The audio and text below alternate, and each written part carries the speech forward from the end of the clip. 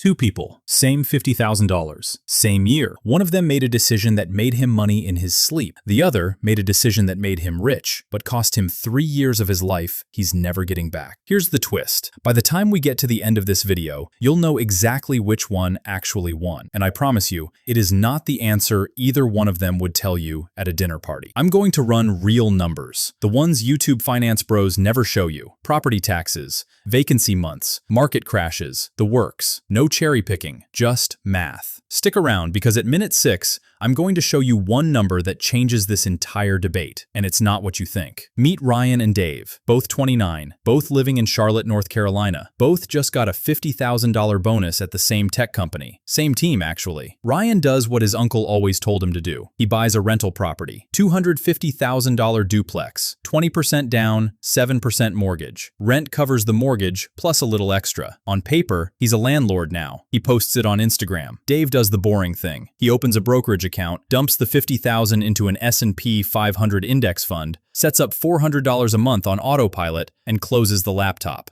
He doesn't post anything because there's nothing to post. Here's the part nobody talks about. For the first 2 years, Ryan feels richer. He has a key in his pocket to something real. Dave just has a number on an app that barely moves. That feeling is going to cost one of them a lot of money. Let's find out who. Let's do Ryan's numbers the way every real estate guy on YouTube does them. Rent, $2,100 a month. Mortgage, $1,540. That's $560 a month in cash flow. Times 12, that's $6,720 a year. Times 3 years, that's over $20,000 in profit on top of appreciation. Sounds incredible, right? That's the number on the thumbnail. Now here's Dave. $50,000 at a historical 10% average return, plus $400 a month, compounding for 3 years. He's sitting around $76,000. On the surface, Ryan's crushing it. Landlord for the win. Except we haven't subtracted a single real cost yet. And that's exactly where every one of these videos stops talking. Let's finish the math Ryan's numbers never show you. Property tax,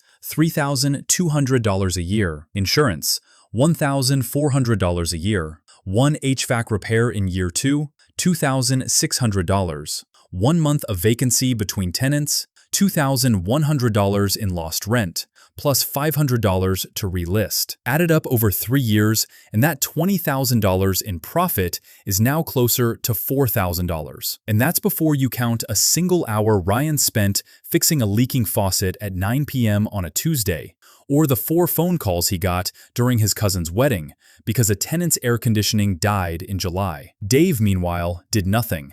0 repairs, 0 phone calls, 0 tenants ghosting him on rent. His $76,000 is $76,000, full stop. But before you crown Dave the winner, hold on. Because we haven't talked about the one thing real estate has that stocks simply don't. Ryan put down $50,000, but he controls a $250,000 asset. That's 5-to-1 leverage. Dave's $50,000 only ever controls $50,000.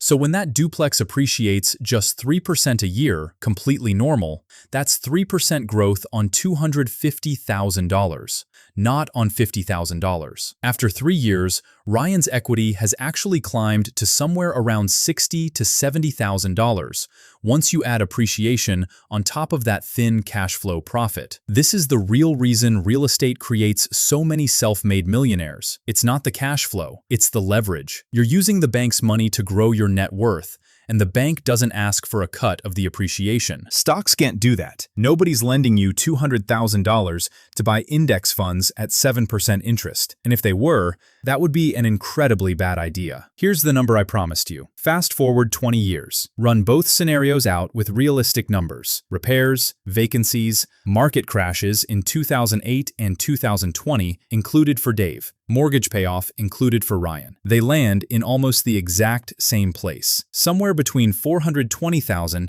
and $480,000 net worth, almost identical. The twist isn't who wins. The twist is that they tie, and one of them worked for it, and the other one waited for it. Ryan spent probably 400 plus hours over 20 years managing tenants, chasing repairs, and losing sleep over vacancies. Dave spent maybe 4 hours a year logging in to check his balance. Same result, wildly different price paid to get there. And that's the actual debate nobody has, honestly, on this platform. It was never about which number is bigger. It's about which price you're willing to pay for that number. So which one should you actually do? Real estate wins if you've got local market knowledge, you don't mind the phone calls, and you're buying in an area where rent covers at least 0.8% of the purchase price monthly. Do it like a business, and it can beat stocks. And if you want the real unlock, you do both. Rental property for leverage and tax benefits, index funds for the boring compounding nobody has to manage. That combination is what actually builds serious wealth, and that's the video I'm making next. If this saved you